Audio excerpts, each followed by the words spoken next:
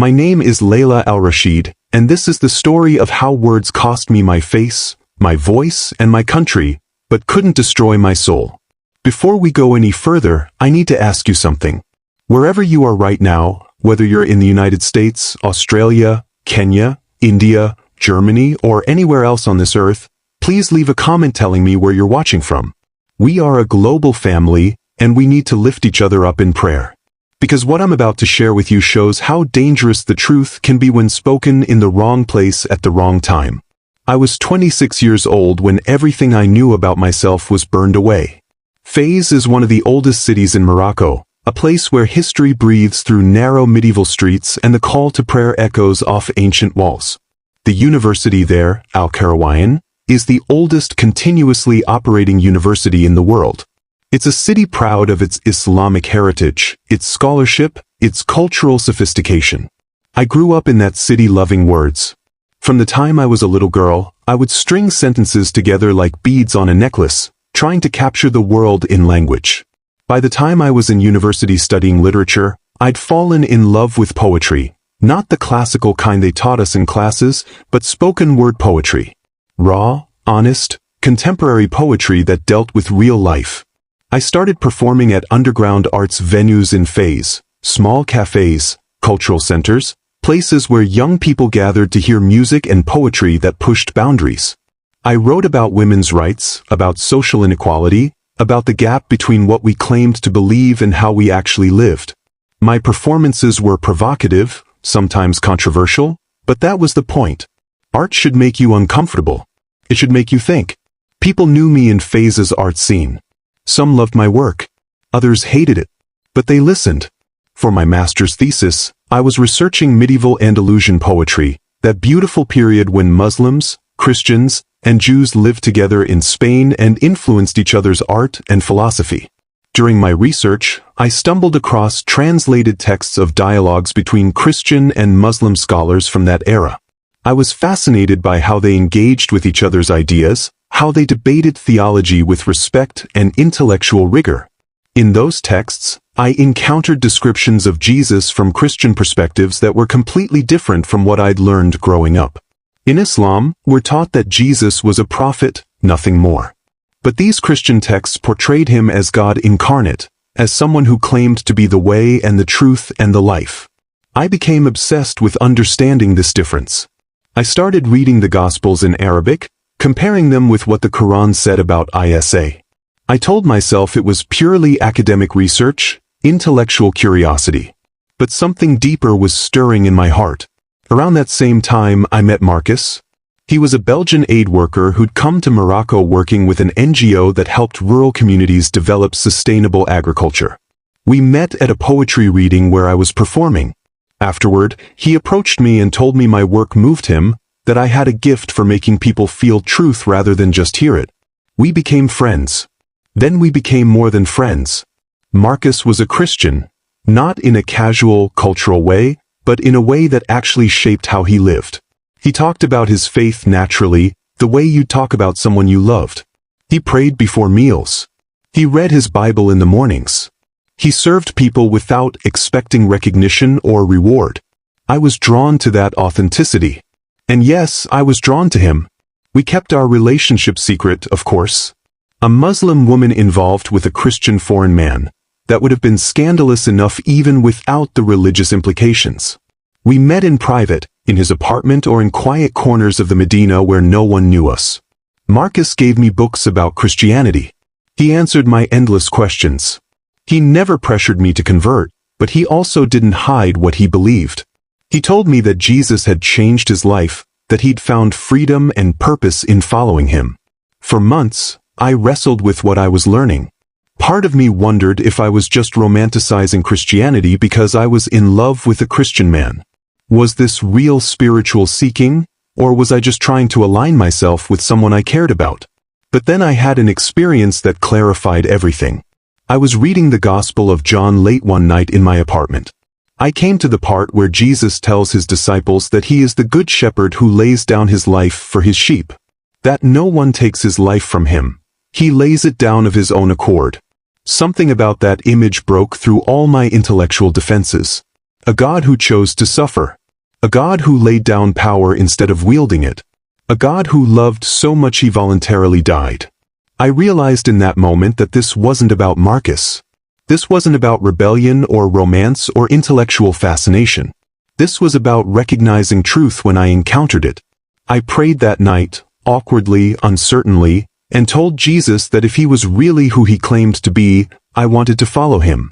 I wanted to know this love that was strong enough to die for enemies. I felt something shift in my chest, like a locked door swinging open. I didn't tell anyone except Marcus. I continued going to the mosque with my family. I continued my studies.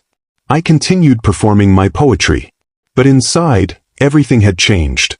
I was reading the Bible every day. I was praying to Jesus. I was slowly, carefully learning what it meant to follow him. I wanted to express what I was experiencing, but I knew I had to be careful.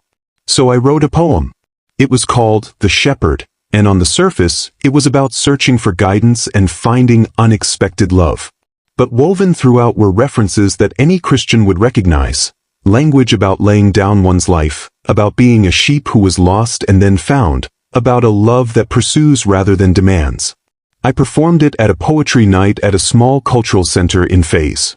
The audience responded powerfully. Some people were moved to tears. It felt like the most honest thing I'd ever written. Someone recorded the performance on their phone and posted it online. Within 3 days, it had gone viral in Morocco. Thousands of views, then tens of thousands. People were analyzing the lyrics, debating what I meant. And then someone, I never found out who, posted a comment suggesting that the poem was about Jesus, that I must have converted to Christianity. Once that interpretation was out there, others picked it up. Religious leaders started commenting on it.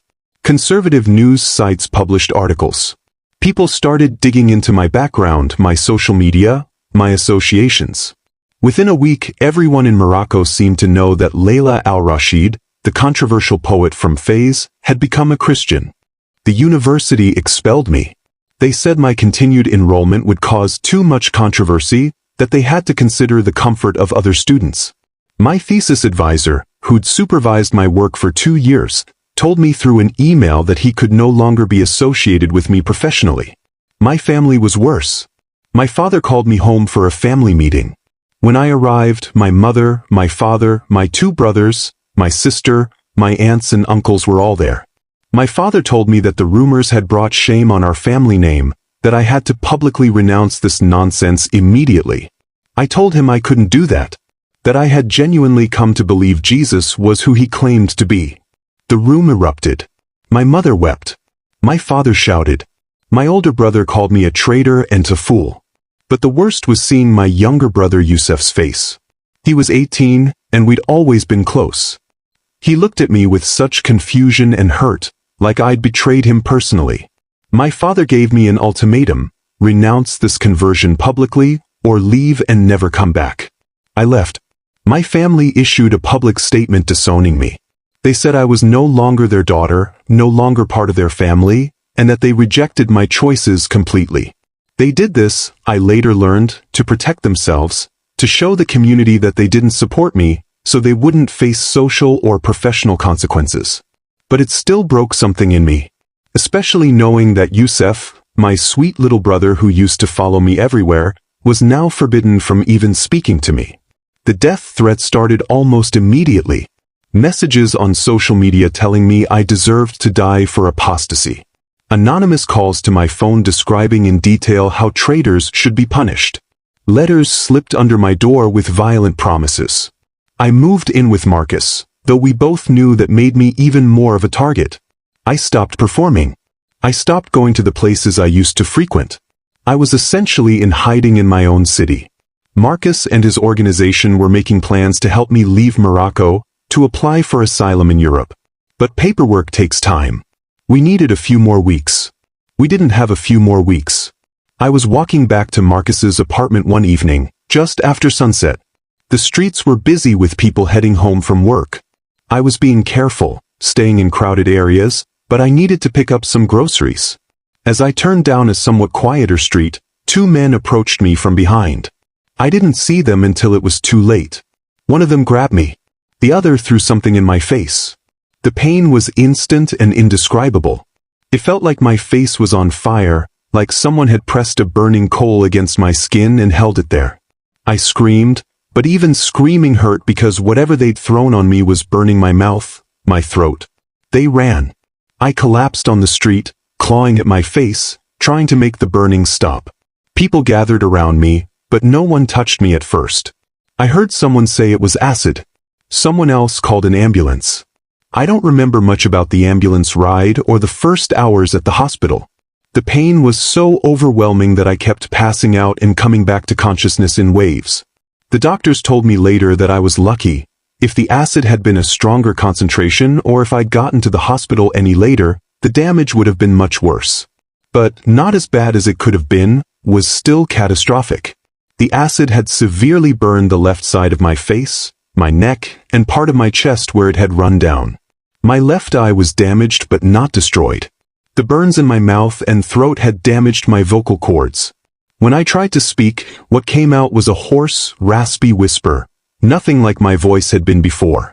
They'd taken my face. They'd taken my voice. They'd taken the two things that made me who I was. I stayed in the hospital for 3 weeks. Marcus was there every day, but even his presence couldn't ease the horror of what had happened. Every time they changed my bandages, I wanted to die.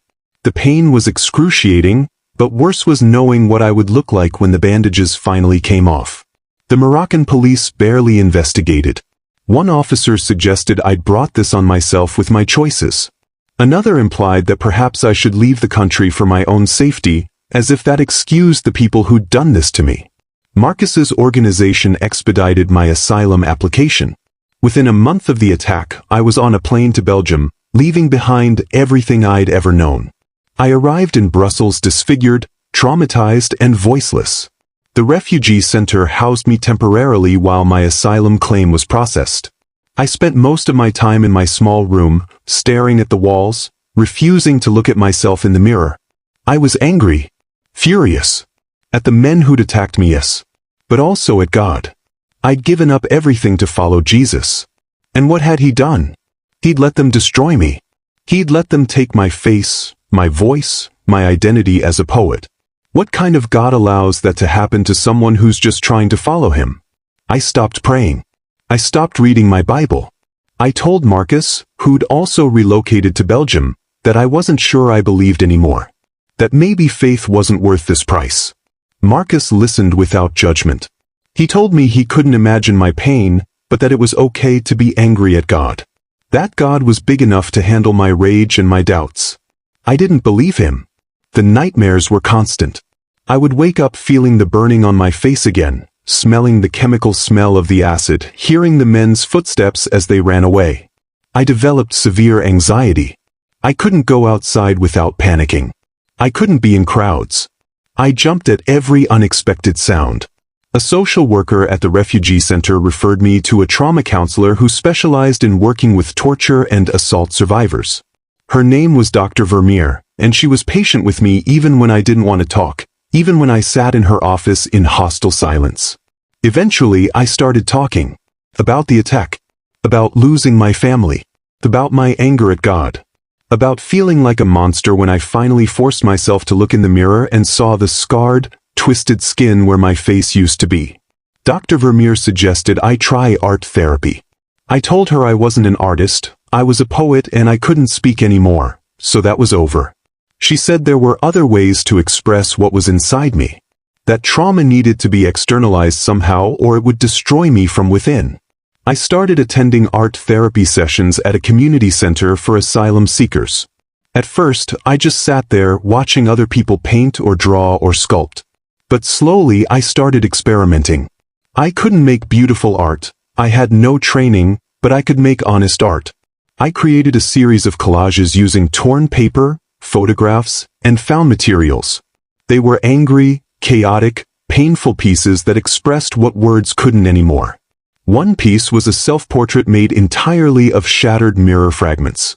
Another was a poem I'd written before the attack, burned at the edges and covered with red paint like blood. The other asylum seekers in the group understood. They'd all lost things too: countries, families, identities, bodies. We didn't have to explain our trauma to each other. We just witnessed it in each other's art. There was a Syrian woman named Rania who'd been tortured for being a Christian. An Iranian man named Dariush who'd fled after his conversion was discovered. An Eritrean woman named Sinait who'd escaped religious persecution and trafficking. We formed an unlikely family, bonded by loss and survival. They helped me see that my scars didn't make me a monster. They made me a survivor. That my damaged voice didn't mean I had nothing to say. That my story, even if I had to tell it differently now, was still worth telling. One day, about 8 months after arriving in Belgium, I wrote something. Not a spoken-word poem like I used to write, but something quieter, more internal. I showed it to the art therapy group, and they encouraged me to share it more widely. I started a blog where I posted my writing, poems, reflections, raw, honest descriptions of my journey. I posted photos of my art. I didn't hide my scars in the pictures. I let people see what had been done to me. The response shocked me. People from all over the world started reading and commenting. Other persecution survivors reached out to tell me their stories. People said my honesty gave them permission to be honest about their own trauma. I realized something I hadn't expected. My scars told a story. A story about the cost of faith. A story about violence and survival. A story about what it means to keep going even when everything's been taken from you. I could tell that story even without my old voice. Maybe especially without my old voice, because now there was no performance, no polish, no hiding behind beautiful words. Just raw truth. Slowly, so slowly I barely noticed it happening, I began to heal. Not completely. The nightmares still came. The anxiety still flared. Looking in the mirror was still hard. But I was learning to live with the scars, both the visible ones and the invisible ones. And I was learning that God hadn't abandoned me in that moment on the street in Fez. He'd been there, suffering with me. And he'd been with me in every dark moment since. In the hospital, on the plane, in the refugee center, in Dr. Vermeer's office, in the art therapy room. He hadn't prevented my suffering, but he'd walked through it with me. And somehow, he was using even my broken voice and scarred face to tell a story that needed to be told. I'm 28 now. I live in Brussels. I still attend the art therapy group. I still see Dr. Vermeer every 2 weeks. I still have days when the weight of what I've lost crushes me. I'll never perform spoken word poetry the way I used to. I'll never have my face back. I'll never go home to Fez. But I'm alive. And I'm still creating. And I'm still following Jesus, even though the cost has been almost unbearable. Because here's what I've learned. Faith doesn't protect you from suffering. But it gives you something to hold on to when suffering comes. It reminds you that your story isn't over, that redemption is possible even in ruins, that scars can become testimonies instead of just tragedies. My younger brother Youssef found me online 6 months ago. He sent me a careful, coded message asking if I was okay. We've been communicating secretly ever since. He tells me he's been reading what I write. That he's asking questions. That he misses me. I don't know if he'll ever be able to publicly acknowledge me again. I don't know if my family will ever soften. But having even that small connection back is more than I'd hoped for. Every day, I choose to keep going. Some days, that choice is harder than others. But I keep choosing it. Because I'm learning that courage isn't the absence of fear or pain. It's continuing to move forward even when you're terrified and hurting. And somehow, impossibly, there's still beauty in my life. Different beauty than before. Scarred beauty. Broken beauty. But beauty nonetheless.